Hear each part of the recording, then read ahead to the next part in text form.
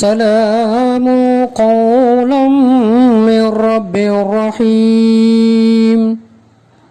நிகரில்லா அன்புடையோன் இறைவனிடமிருந்து சாந்தி நிலவட்டும் என்று முகமன் கூறப்படும். அல்ஹம்துலில்லாஹ் நஹ்மதுஹு வ நுஸல்லி அலா ரசூலிஹில் கரீம் அம்மா பஅத். மிக முக்கியமாக என்னன்னு சொன்னால், அல்லாஹ் நம்மள்கிட்ட நம்முடைய உடல் நியாமத்துகளை, நம்மள்கிட்ட இருக்கிற பொருளாதாரத்தை, நமக்கு இருக்கிற அந்த உறவுகளை இதெல்லாம் கொடுக்கறது யார் கொடுத்தா? அல்லாஹ் தானே கொடுத்துருக்குறான். அல்லாஹ் கொடுத்துட்டு என்ன செய்கிறான்னு சொன்னால், சில நேரங்களில் எனக்கு கொடுங்கன்னு அல்லாஹ் கேட்குறான். யார் கேட்குறது? அல்லாஹ் கேட்குறான். அல்லாஹ் கேட்பானா? அல்லாஹ் கொடுங்கன்னு சொல்லி கேட்குறான், நான் சொல்கிறேன். அல்லாஹ் கேட்பானா? பதில் சொல்லுங்கண்ணே. கேட்க மாட்டாங்க. அல்லாஹ் கேட்பதா சொல்கிறான், அல்லாஹ் கேட்குறதா சொல்கிறான். என்ன அர்த்தம்னு சொன்னால், நான் உனக்கு கொடுத்துருக்கிறேன், இதெல்லாம் கொடுத்துருக்குறேன். சொத்தை கொடுத்துருக்கேன், சுகம் கொடுத்துருக்கேன், மனைவியை கொடுத்துருக்கேன், மக்களை கொடுத்துருக்கேன், கணவனை கொடுத்துருக்கேன், உறவை கொடுத்துருக்கேன், இன்னும் என்னென்ன எத்தனையோ விஷயங்களில் உடலில் எத்தனை நியாமத்துகளை கொடுத்துருக்கிறேன். இவ்வளவு கொடுத்தது நான். ஒன்றுட்டேந்து கொஞ்சம் என்ன செய்யணும்னு சொன்னால், என்னுடைய பாதையில் கொஞ்சம் கொடுன்னு நான் சொல்கிறேன். என்னுடைய பாதையில் கொஞ்சம் கொடுன்னு நான் சொல்கிறேன். அவ்வளோதான். கொஞ்சோண்டு கொடுக்கறதுக்கு உனக்கு என்ன? நான் கொடுத்ததை திருப்பி கேட்குறேன், நான் கொடுத்ததை திருப்பி கேட்குறேன். இப்போ நம்மள்கிட்ட உதாரணத்துக்கு, நம்மள்கிட்ட ஒருத்தர் கொண்டாந்து ஒரு பொருளை கொடுக்குறாங்க. ஓசு வாங்கிட்டு பொருள் வச்சுக்கிங்க, ஓசு அப்படின்னு சொன்னால் விளங்கும். இவன் ஏதாவது ஒரு பொருளை ஓசு இந்த வாங்கிட்டு இதை பயன்படுத்திட்டு அப்புறம் கொண்டு வந்து கொடுத்துட்றேன் அப்படின்னு சொல்கிறாங்க. உதாரணத்துக்கு இப்படி சொன்னால் விளங்கும், தெளிவாக விளங்கிடும். இப்போ நம்ம வீட்டில் ஒரு பாத்திரம் இல்லை, என்ன இல்லை? ஒரு பாத்திரம் இல்லை. ஒரு 5 கிலோ சமைக்கணும். பக்கத்து வீட்டில் இருக்குது. எங்கே இருக்குது? உதாரணத்துக்கு மம்மி வீட்டில் இருக்குது. நான் போய் கேட்குறேன், என்ன பண்ணுறாங்க? அவங்க எனக்கு அந்த பாத்திரத்தை கொடுக்குறாங்க. நான் கொண்டாந்து சமைச்சிட்டு இப்போ திருப்பி கேட்குறாங்க, என்னங்க அதில் அந்த 5 கிலோ சட்டியை வாங்கிட்டு போனீங்களே அப்படின்னு கேட்குறாங்க. நான் கொடுக்க மாட்டேன் அப்படின்னு சொன்னால் என்ன செய்வாங்க? என்ன செய்வாங்க? என்ன வேணாலும் செய்வாங்க, என்ன வேணாலும் செய்வாங்க. அது மாதிரி அல்லாஹ் எல்லாத்தையும் கொடுத்துட்டு திருப்பி முழுசாக அவன் கேட்கல. என்னுடைய கிட்னியை கேட்கல, என்னுடைய நாவை கேட்கல, என்னுடைய பல்ல கேட்கல, என்னுடைய சிகை அலங்கார முடியை கேட்கல. எனக்கு இன்னும் என்னென்ன கொடுத்துருக்கிறான், உடல்ல சாப்பிட்றத செரிமான இயந்திரத்தை உள்ள வச்சிருக்கிறான், அதை கேட்கல. என்ன கேட்குறான்? நான் உனக்கு கொஞ்சோட சொத்து கொடுத்துருக்கேன்ல, காசு பணத்தை கொடுத்துருக்கிறான்ல, அதுலேருந்து கொஞ்சம் நான் சொல்ற நபருக்கு நீ கொடு அப்படின்னு சொல்லி எல்லாம் கேட்குறான். அவன் கொடுத்ததை கேட்குறான். திருப்பி அதை கொடுக்கறதுக்கு நமக்கு என்ன, கொடுக்காம இருக்கிறதுக்கு நமக்கு என்ன உரிமை இருக்கு? புரியுதா? விளங்குதா? இப்போ அப்போ யார் கொடுத்தது? அல்லாஹ் தான் கொடுத்துருக்கான். அல்லாஹ் கொடுக்க சொல்லி சொல்றான், நம்ம கொடுத்துடணும். அல்லாஹ் கொடுக்க சொல்லி சொல்றான், நம்ம கொடுத்துடணும். பாருங்க, ஹஸரத் அபூ ஹுரைரா ரலியல்லாஹு தஆலா அன்ஹு வந்து அறிவிக்கிற ஒரு செய்தி. பெருமானார் ஸல்லல்லாஹு அலைஹி வஸல்லம் அன்னவங்க சொல்றாங்க. என்ன சொல்றாங்கன்னு சொன்னா, மறுமை நாள் எப்போ வரும் யாருக்கு தெரியுமா? மறுமை நாள் எப்போ வருமா? எப்போ வரும்னு யாருக்கா தெரியுமா? சஹாபாக்களே கேட்டு பார்த்துட்டாங்க. சஹாபாக்களே மறுமை நாள் எப்போ வரும் கேட்டு பார்த்துட்டாங்க. சஹாபாக்கள் இல்லாமல் மக்காவுடைய மக்கள், அந்த மக்கள்லாம் கேட்டாங்க. இன்னும் யாரும் கேட்டாங்க. இன்னைக்கு வரைக்கும் உலகத்தை கேட்டுக்கிட்டு இருக்கிறாங்க, மறுமை நாள் எப்போ வரும். யாருக்குமே தெரியாது. பாருங்க, அந்த மறுமை நாள் அதுக்கு சில அடையாளங்கள்லாம் இருக்கு. நம்ம அதுக்குள்ள போகலை. இப்போ ரசூலுல்லாஹ்வுடைய இந்த ஹதீஸ் என்னன்னா, மறுமை நாள் நெருங்கும் பொழுது ஒரு அடையாளம் ஒன்று சொல்றாங்க. ஒரு அடையாளத்தை மட்டும் சொல்றேன் நான். நிறைய அடையாளங்கள் இருக்கு. அதுல ஒரு அடையாளம் என்னன்னு சொன்னா, காலம் சுருங்கி விடும். என்ன ஆயிடும்? காலம் சுருங்கி போகிவிடும். காலம் சுருங்கி விடும். இப்போ உதாரணமா ரமலான் பிறை 1 வந்துச்சு. இன்னைக்கு தராவிக தானே 18 தராவி போனது தெரிஞ்சா? நமக்கு தெரிஞ்சா? என்னமோ நேற்று முந்தானே தான் வந்து பிறை 1 வந்த மாதிரியும் இன்னைக்கு பார்த்தா 18 உட்காந்துருக்கோம் இன்னைக்கு. புரியுதா? அப்போ காலம் எவ்வளவு வேகமா ஓடுது, எவ்வளவு வேகமா சுருங்கி போச்சுன்னு அர்த்தம். அவ்வளவு சுருங்கி போய் விட்டதுன்னு அர்த்தம். இன்னும் நிறைய உதாரணங்கள் சொல்லலாம், நேரம் குறைவு. ஆனால் இந்த ஒரு உதாரணம் போதும். ரசூலுல்லாஹ் சொல்றாங்க, காலம் சுருங்கி விடும். இப்போ நம்ம சொல்ல வர செய்தி அது அல்ல, வேற ஒரு செய்தி சொல்ல வர்றேன் பாருங்க. அடுத்து சொல்றாங்க, செயல்பாடுனா அமல்கள், மனிதர்கள் செய்ய வேண்டிய அமல்கள் குறைந்து போகிவிடும். நோன்பு நோப்பவர்கள் கம்மியாயிடுவாங்க, தொழுகிறவங்க கம்மியா போயிடுவாங்க, குர்ஆன் ஓதுறவங்க கம்மியாயிடுவாங்க. இது மாதிரியான அமல்கள், சதக்கா செய்யறவங்க குறைஞ்சு போவாங்க. இது மாதிரியான அமல்கள் என்னன்னு சொன்னா குறைந்து போகிவிடும். அப்படி குறைஞ்சு போச்சுன்னு சொன்னா மறுமை நாள் நெருங்குதுன்னு அர்த்தம். என்ன அர்த்தம்? மறுமை நாள் நெருங்குதுன்னு அர்த்தம். பாருங்க, இப்போ அடுத்த நம்ம சப்ஜெக்டுக்கான செய்தி, இந்த ஹதீஸ்ல நம்ம சப்ஜெக்டுக்கான செய்தி என்னன்னு சொன்னா, அடுத்து சொல்றாங்க, மக்களுடைய உள்ளங்களிலே பேராசையின் காரணமாக, மக்களுடைய உள்ளங்களிலே பேராசையின் காரணமாக என்னன்னு சொன்னா அவங்களுடைய உள்ளத்துல கஞ்சத்தனம் குடிகொண்டு போகிவிடும். கஞ்சத்தனம் குடிகொண்டு போகிவிடும்.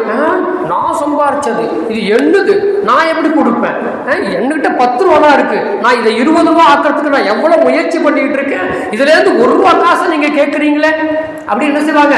பேராசை.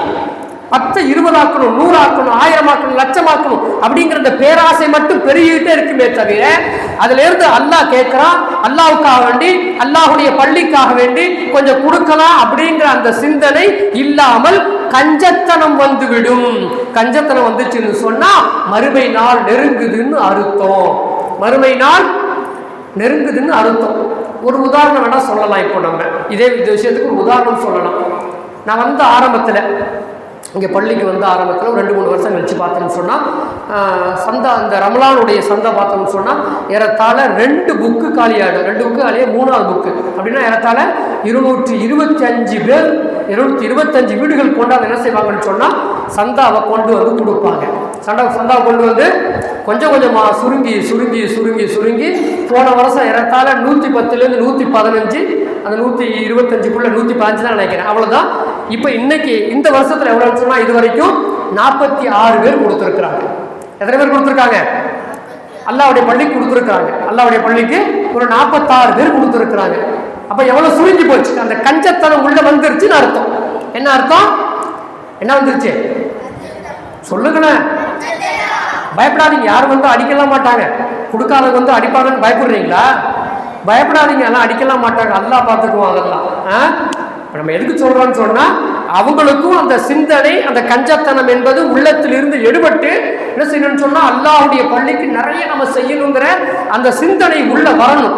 அதைத்தான் நம்ம இந்த ஹதீஸின் மூலமா சொல்ல வர. புகாரியில 7061 என்ற இலக்கத்தில் பதிவு செய்யப்பட்டிருக்கிற செய்தி நான் இப்ப சொன்ன செய்தி 7061.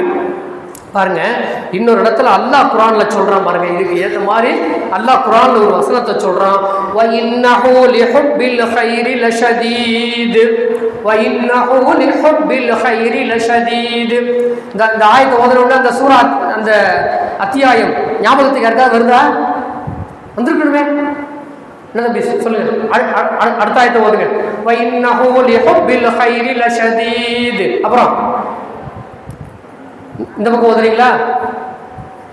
ஓத மாட்டீங்களா? சரி விடுங்க, கஷ்டப்படுத்த வேண்டாம். தெரியும் தெரியும் சொன்னால் வந்துடும். சரி, அடுத்த சிறுகிட்ட இன்ஷாஅல்லாஹ். பாருங்க, அந்த ஆயத்தில் அல்லாஹ் என்ன சொல்றான் அப்படின்னு சொன்னா, மேலும் அவன் செல்வத்தின் மீது, யாரு? இந்த மக்கள், இந்த மனிதன் செல்வத்தின் மீது கடுமையான மோகம் கொண்டவனாக மாறிவிட்டான். செல்வத்தை இன்னும் சேர்க்கணும், இன்னும் சேர்க்கணும், இன்னும் சேர்க்கணும். என்ன செய்யறான்? மோகம், அந்த ஆசை, பேராசை அவனுக்கு அதிகமா போயிடுச்சுன்னு அல்லாஹ் என்ன சொல்றான்னு சொன்னா குர்ஆன்ல அல்லாஹ் சொல்லி காட்டுறான். அந்த அந்த அத்தியாயமே எதை பற்றி சொல்லப்படுதுன்னு சொன்னா மறுமையை பற்றி பேசப்படுகிறது. மறுமையை பற்றி பேசப்படுகிறது, புரியுதா? அந்த மறுமையை பற்றி பேசுறதுல தான் இந்த ஆயத்தை அல்லாஹ் சொல்றான், இன்னஹு லிஹுப்பில் கைரி லஷதீத். இப்படி என்ன செய்யறான்னு சொன்னா அல்லாஹ் சொல்லி காட்டுறான் அப்படிங்கிறத பார்க்கிறோம்.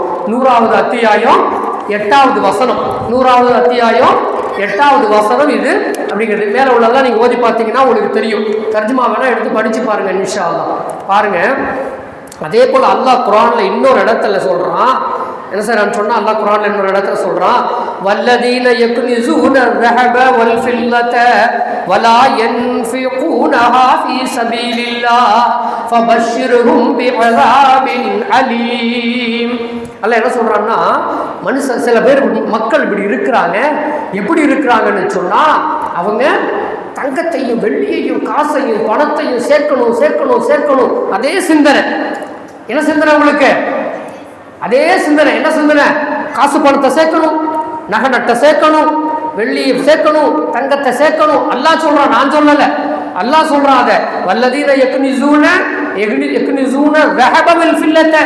ஃபில்லத்துன்னு சொன்னா வெள்ளி, ரஹபனா தங்கம். தங்கத்தை சேர்க்கணும், வெள்ளியை சேர்க்கணும், காசு பணத்தை சேர்க்கணும், சொத்தை சேர்க்கணும். இதே சிந்தனையிலே இருந்துகிட்டு இருக்கிறாங்க.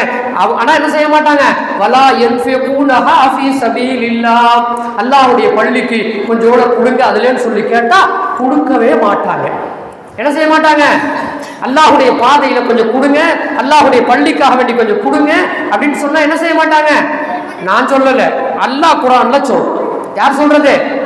அல்லாஹ் குர்ஆன்ல சொல்றான். வலா யன்ஃபிகூனஹா ஃபீ ஸபீலில்லாஹ். அல்லாஹ்வுடைய பாதையில அவங்க கொடுக்க முன் வர மாட்டாங்க, செலவழிக்க மாட்டாங்க.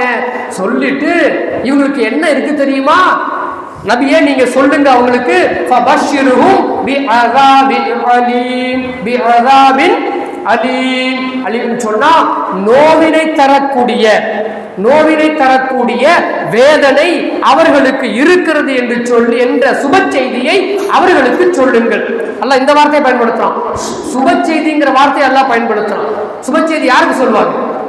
நல்லவங்களுக்கு தானே சொல்லுவாங்க. சுப செய்தின்னா நல்ல செய்தின்னு அர்த்தம். நல்ல செய்தி யாருக்கு சொல்லப்படும்? யார் சொல்லப்படும்? யார் சொல்லப்படும்? இங்க கவனம் தான் டக்குன்னு சொல்லியிருப்பீங்க. நல்லவங்களுக்கு சொல்லப்படும். ஆனா இங்க அல்லாஹ் அந்த வார்த்தையை பயன்படுத்தி அவங்களுக்கு என்ன, உனக்கு நல்லதெல்லாம் இல்லை அப்படின்னு என்ன செய்யறாங்க? நீ நல்லவனே இல்லைங்கிற சொல்லத்துக்கு வரலாம். நீ கொடுக்காதவன், அல்லாஹ்வுக்காண்டி கொடுக்காதவன், அல்லாஹ்வுடைய பள்ளிக்காண்டி கொடுக்காதவன் நீ நல்லவனே கிடையாது. உனக்கு என்ன இருக்கு?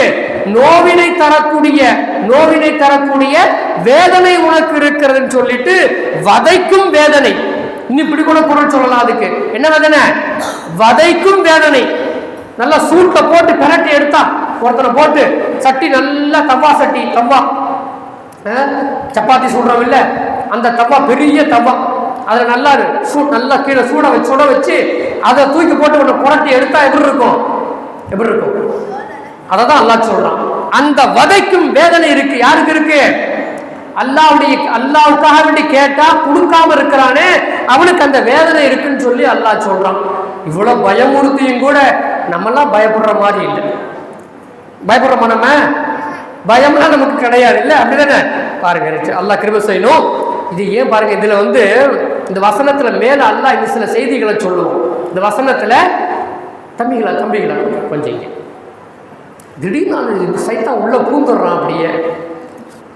பாருங்க இந்த வசனத்துக்கு முன்னாடி அதனுடைய தொடர்ல அல்லாஹ் என்ன செய்வான்னு சொன்னா அறிஞர்களை சொல்லி காட்டுவான். அதே போல ஆன்மீகவாதிகளை சொல்லி காட்டுவான், சீமான்களை சொல்லி காட்டுவான். சீமான்னு சொன்ன உடனே நம்ம அந்த அண்ணன் சீமான் நினைச்சுக்காதீங்க, யாராவது தம்பிங்க இருந்தா அப்படிலாம் நினைச்சுக்காதீங்க. அந்த சீமான் இல்லை. சீமான்னு சொன்னா சொத்து காசு பணம் நிறைய வச்சிருக்கிறவங்க, அவங்கதான் சீமான்னு சொல்லுவாங்க. அந்த சீமான் அந்த 3 பேர்த்தையும் அல்லாஹ் சொல்லிட்டு அப்புறம் தான் என்ன செய்யறான்னு சொன்னா, நான் சொல்ல இந்த வசந்த செய்தியை அல்லாஹ் சொல்றான். இந்த 3 பேர்த்தையும் ஏன் சொல்லிட்டு சொல்றான் அப்படின்னு சொன்னா, இந்த 3 பேரையும் மக்கள் எதிர்பார்ப்பாங்க. அறிஞர்களிடத்துல மக்கள் எதிர்பார்ப்பாங்க. அறிஞர்களிடத்துல என்ன செய்வாங்கன்னு சொன்னா, அவங்கள்ட்ட இருந்து கல்வியோ அல்லது மற்ற விஷயங்களோ அறிவையோ தேடக்கூடியவங்களா இருப்பாங்க. ஆன்மீகவாதிகிட்ட ஆன்மீகத்தை பற்றி தெரிஞ்சுக்கணும் அப்படின்னு சொல்லி அவனோட அவங்கள்ட்ட போவாங்க. சீமான இடத்துல என்ன செய்வாங்க? பொருளாதாரத்தை வச்சிருக்கிற இடத்துல போயிட்டு தனக்காக வேண்டி பொருளாதாரத்துக்காக வேண்டி அவன்கிட்ட போவாங்க. இந்த 3 பேரும் சரியாக இல்லைன்னு சொன்னா, எந்த 3 பேரு சொல்லுங்க? இப்பதானே சொன்னேன். அறிஞர்கள், ஆன்மீகவாதிகள், சீமான்கள். எங்க திருப்பி சொல்லுங்க பார்க்கலாம். அறிஞர்கள், ஆன்மீகவாதிகள், சீமான்கள்.